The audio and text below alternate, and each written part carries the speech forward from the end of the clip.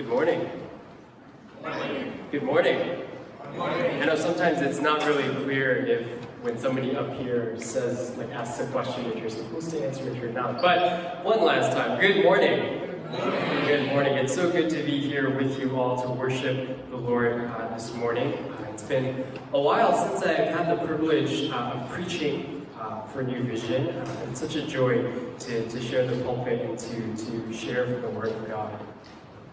Today we're continuing on in our series called Practicing Devotion. And forgive me, I'm honestly not used to using tech in my sermons. So if I fumble, if the wrong thing is up, please just forgive me.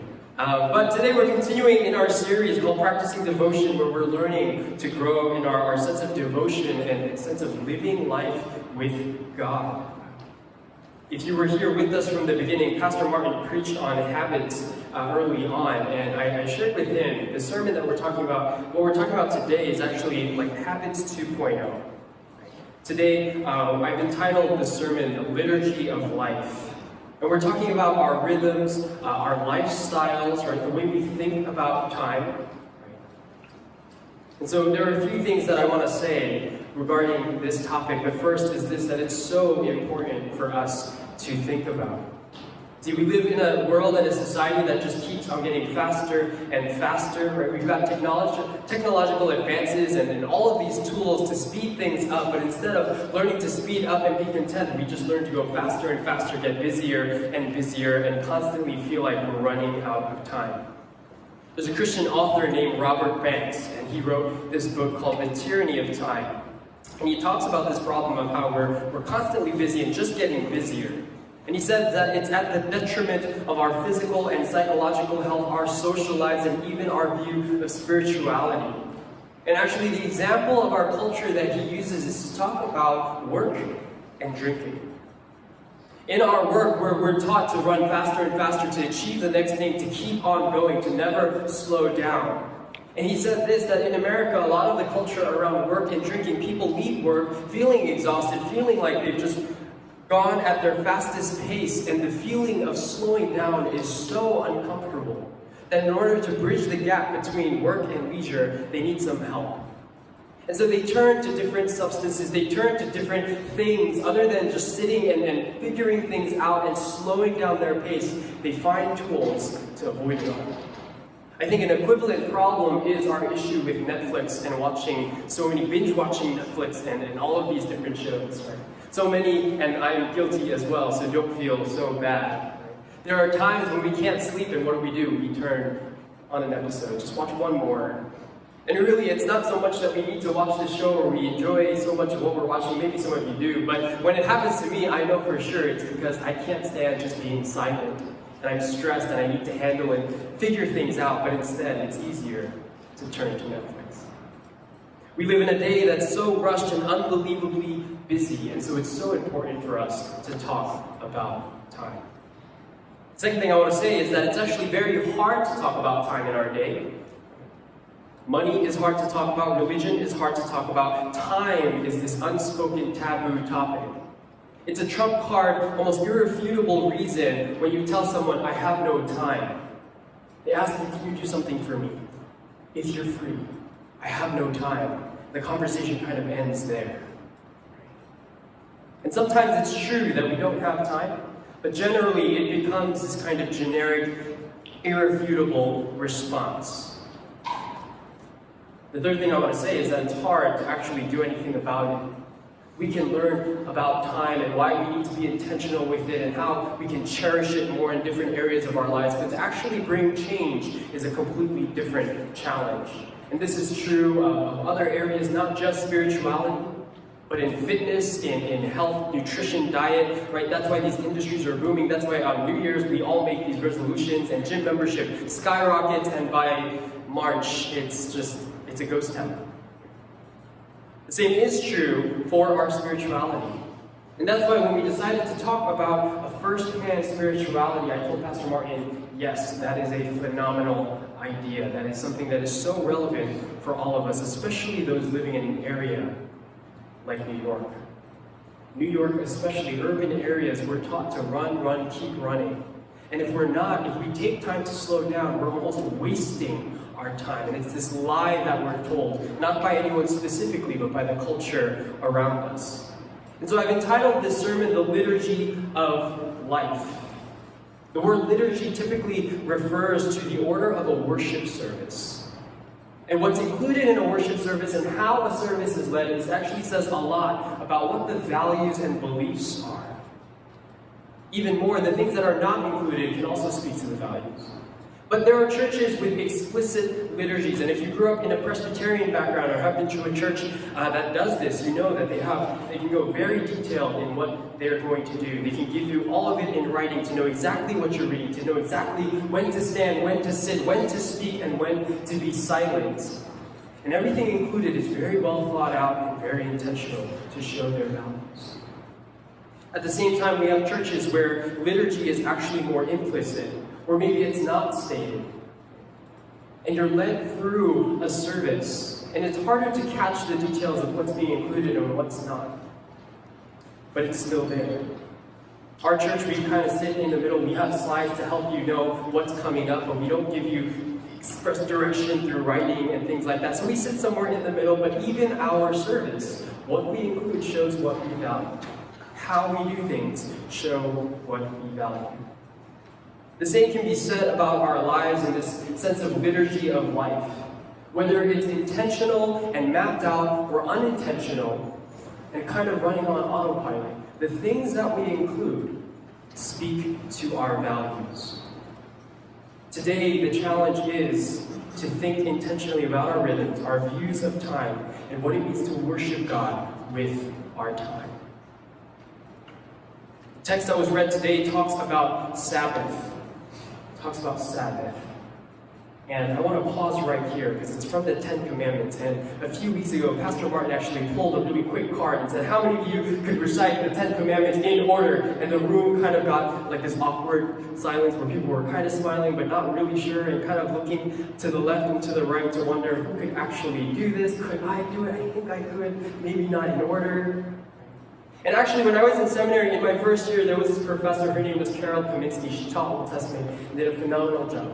And on the first day of class, what she decided to do was ask the same question. And guess what happened? In a room full of first-year seminary students, that same awkward, nervous, chuckly, glancing around feeling swept the room. And so she decided to teach us this very easy way to know the 10 Commandments. And I'm going to rush through it. So the next time Pastor Martin pulls out this card, you can stand and say, yes, I can. Right?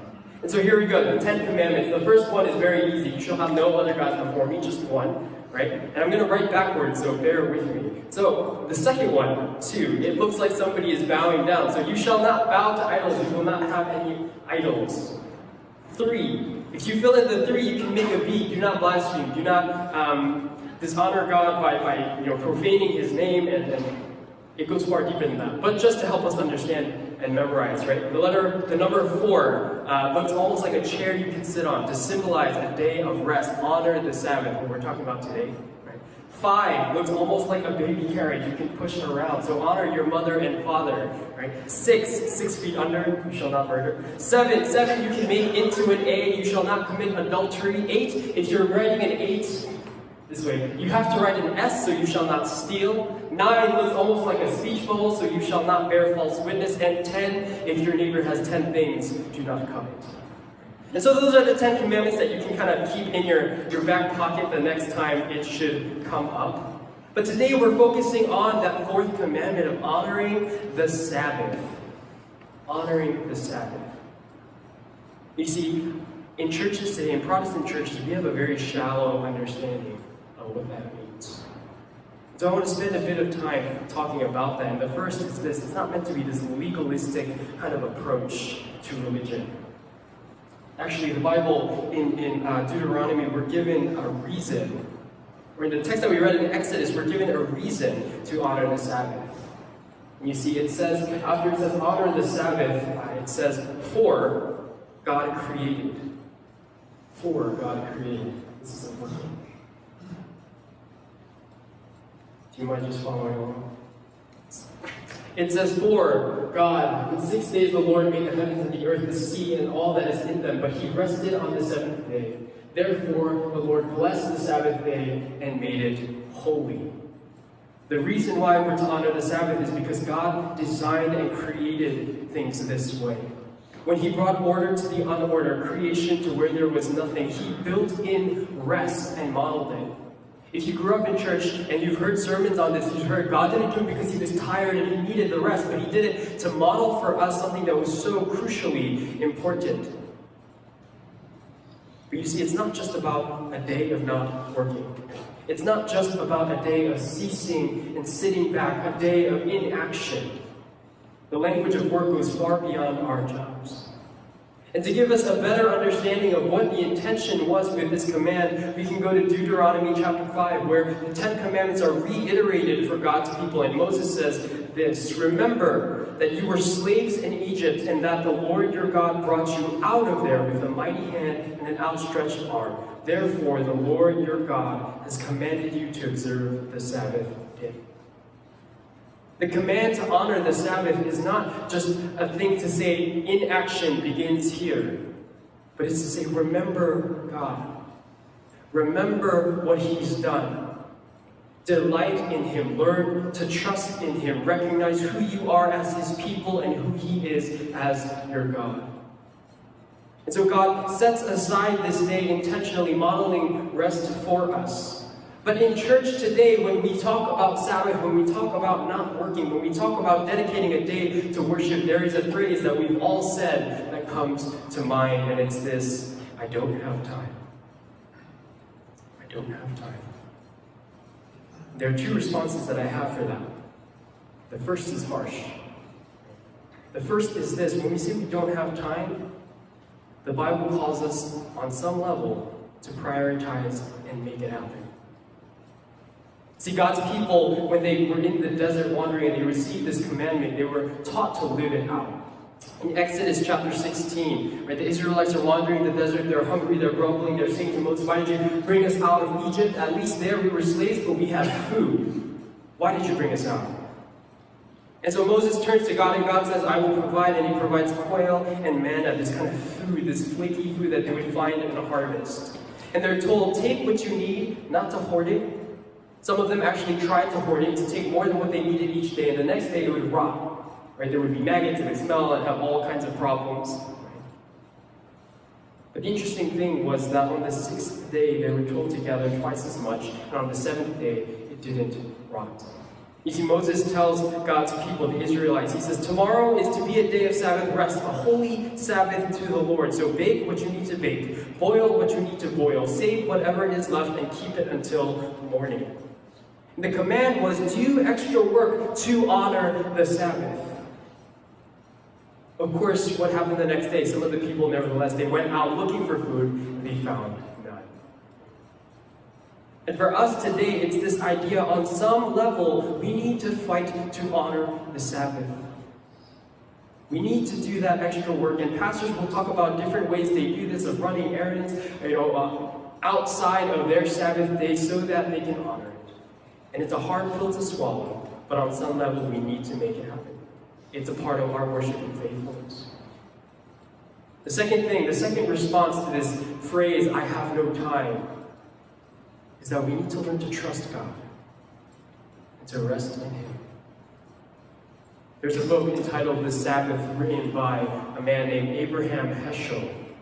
He's a Jewish rabbi and theologian. And he writes about Sabbath, and I appreciate so much of what he has to offer to the conversation, because honestly, Protestant Christians, our view of Sabbath, our understanding, it's very shallow compared to Jewish individuals and even Catholics. And they come from this much deeper understanding to the point that it might shock us. My parents, they do dry cleaning. They have a dry cleaner out on Queens Boulevard, and it's a very Jewish area that they're near. And one time I visited the store on a Saturday, and I was outside just picking something up for them, and I was so shocked to see so many Jewish people in just black clothes walking around when the sun is beating down. Like, I was in shorts and flip-flops, and I was like, I don't want to be in the sun. But they're in full garb walking together. And it was a bit of a culture shock for me, like, wow. And my first gut reaction was to say, this is such a closed, tight view of what it means to worship God.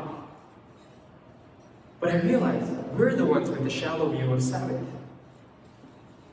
In this book, The Sabbath, Abraham Heschel, he writes a lot about this, and I don't agree with everything, because he kind of brings up some ideas that are kind of separate the internal life and what we do with time and what we do with stuff.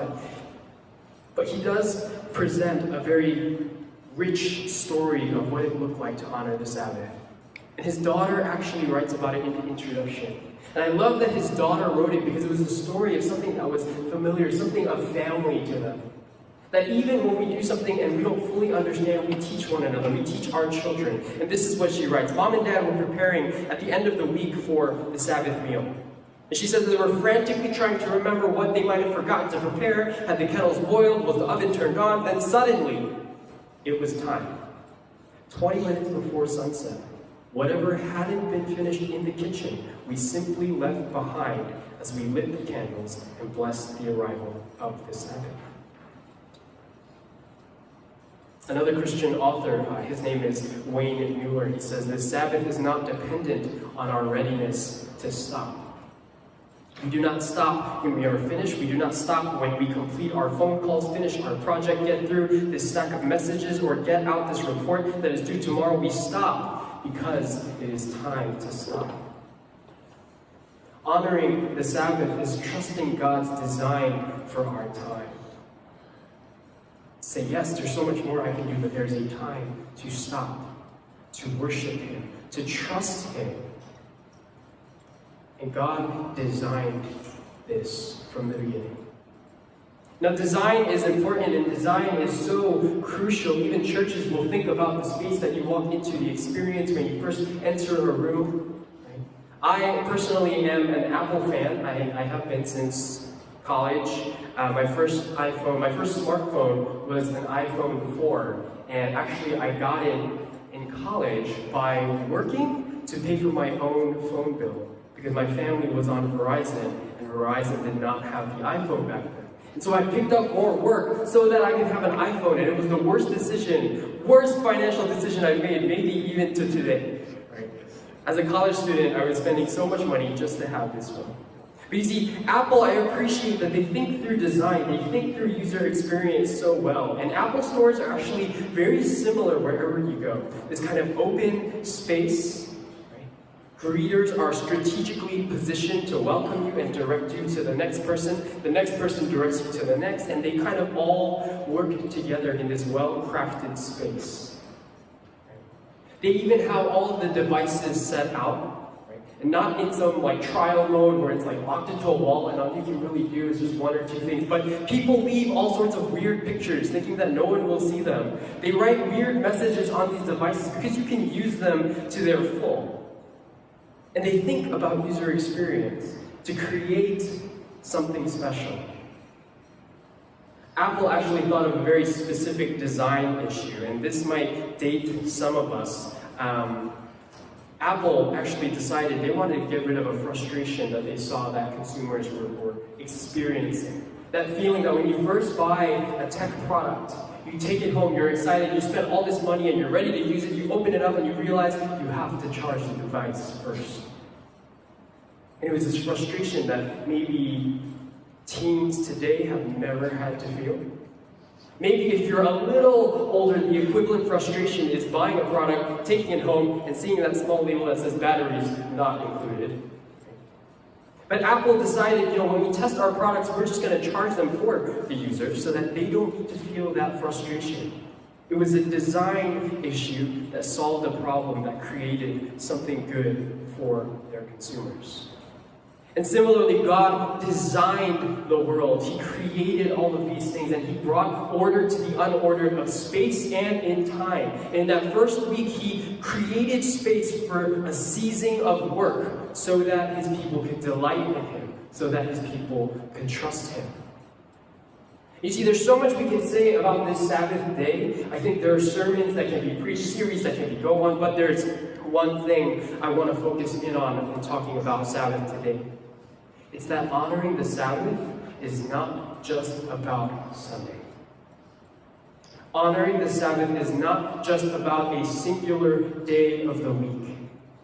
And yes, the command is to keep this day separate, holy, set apart for worship.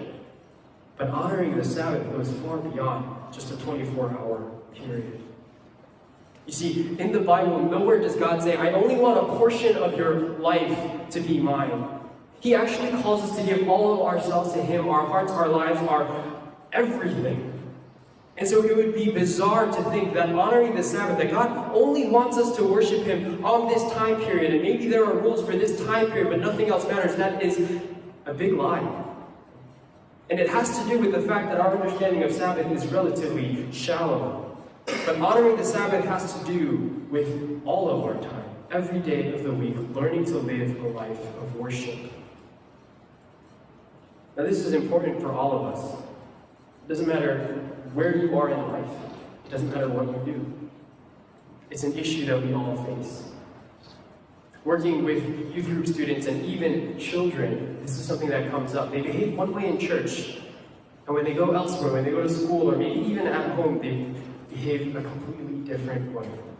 So much to the point that they're almost ashamed of bringing the two together. This problem doesn't end once you're not a teen. See, in college, there's this thing, and it makes me wary of college-centric ministries at different schools, where these Christian groups on campus become, honestly, ways for students to get together to find people to go partying with, to go out drinking with. And the culture becomes college. They get together on a Saturday, they go out drinking, they get wasted, they come to church on Sunday, all feeling guilty, and it's rinse and repeat, and they continue through that process. And there's this disconnect of what they will do on what's called a Sabbath day and the rest of their lives. This problem continues on even when we work and when we continue in our lives, especially in an area like New York, where work can become this cutthroat environment where you need to do what you got to do to get what you need to do. Get all the things that you need. And there becomes this disconnect between who we are at church on a Sunday, and who we are the rest of the week. I kind of go through this with anyone serving, maybe on like a praise team or even in a teaching position. And I say that there should be a coherency in the lives that we live. That worship shouldn't just be about what we do on a Sunday. That worship should be this thing that we think about our lives. And what we do on a Sunday should be the buildup of a life of worship. What we do on a Sunday should be a springboard to live for God the rest of the week. To have this huge disconnect is a huge problem for Christians. You see, talking about our faith is very difficult. It's very difficult for different reasons. Yes, it's uncomfortable, it's sensitive, especially in our country and where we are and all of these different things. But I wonder if there's an aspect of it is because this kind of self-built accountability, this impending judgment, that if people knew I was a Christian and they saw the way I was living, there would be so much shame. And you see, if we think about honoring the Sabbath, yet there's this huge disconnect in the way that we live, can we say that we're really honoring the Sabbath? To help us narrow in, when we think about this liturgy of our lives, it's really about structuring the unintentional areas of our lives for worship. See, God in creation brought structure to the unstructured, and I believe that we, as those created in His image, do the same. This is a problem for everyone to think about. Teens and students learn to do this. They learn to use unstructured time for productive things, and parents will nag and say, hey, you need to learn to prioritize and learn about time management, and it's common throughout. It doesn't matter which church you go to or where you go to, it's something that students struggle to learn. But it doesn't stop there. See, post-college, it happens on a deeper level, right? Because in our society, we're built, our program for life is built up to a certain age, around age 22 or so. And once we're done with school, suddenly there's no structure. We can continue in education, we can go looking for work. No one is telling us how to structure our lives. And so young people in their 20s need to figure out what's important. They need to reclaim this liturgy of life. You see, one thing that can happen is that we start hooking on to this dream, hooking on to this vision of what our lives should be, shaped by our culture. And today, the American dream is no longer about home ownership and 2.5 kids. It's about flexible work-life, freedom to travel, and not falling into the false promises of security of yesterday. This is the hipster American dream, and when we get hooked onto things like this, the picture that the world says our lives must look this way, when we start to chase, when we start to lose track, and we never slow down to evaluate, is this honoring God, or am I just chasing things that the world presents to me? We can get lost until we crash into midlife crisis, until we crash into something. And the call for the Christian is to slow down and think about how we're shaping our lives. Couples can think about this together. See, a lot of couples guard what's called a date night, right? They make holy and set aside this time where they commit to doing this together. For some, it might be the complete opposite, where you decide to set aside time together, but you're not together. It's time where you don't need to see your significant other. You don't need to bear the weight of all the children at home, and you can just have time to do your thing. But we all think about this. When children are involved, it's especially heavy, because now we're not just shaping our own views of time, we're shaping theirs. Even for older families, older couples, older individuals, empty nesters, and retirees, this is something so significant to think about. My parents are now nearing the age of having to think about retirement, and they're preparing in the ways that they can. And one thing that I stop them and tell them, I look them in the eye as serious as I can, and I say, you need hobbies. Because I'm so worried. They've been working for so long, and that's all they know. That once that's taken away, their lives might crumble. And it might crumble in the form of, trying to interrupt my life and do everything. And so I sit them down and I say, you need hobbies. And I imagine my mom being one of those Korean grandmas or ladies who walk around hiking with the visor and the sticks. And so I suggest bird watching, and she looks at me like, what's bird watching? And it's a conversation to have, but I think it's so important to think about. And the question I want us to think about today is, how will we shape the liturgy of our lives? See, it's simple.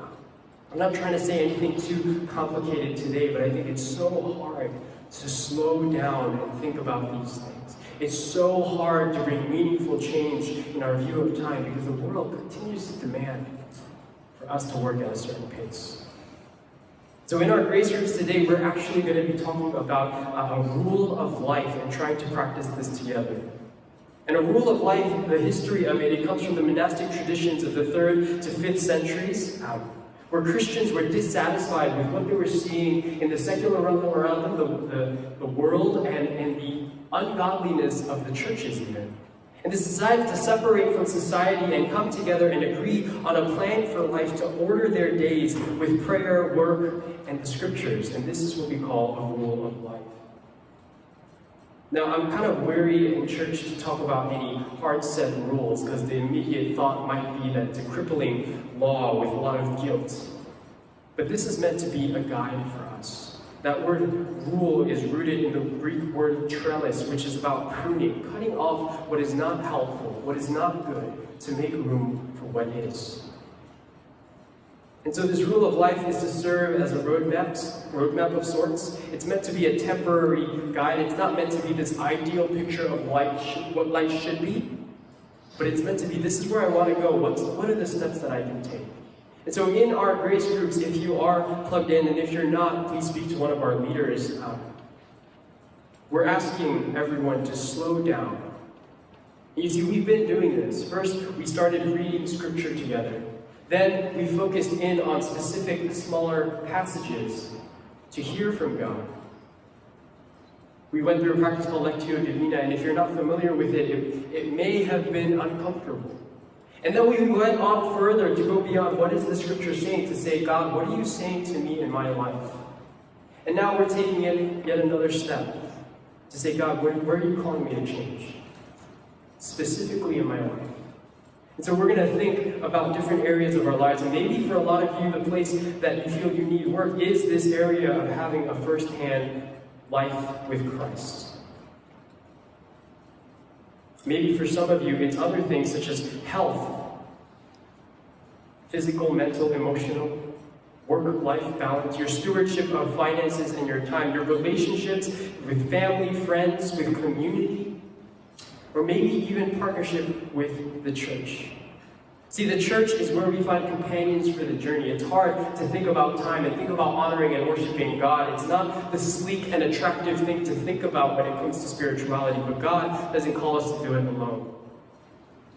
He calls the church to come together to work through it together. And so we're going to listen. We're going to sit with the scriptures, listen to God, and take action. And in thinking about taking action, I want to encourage you all to think about your weeks, specifically your weeks. What can you shift in your week, in this 7-day period?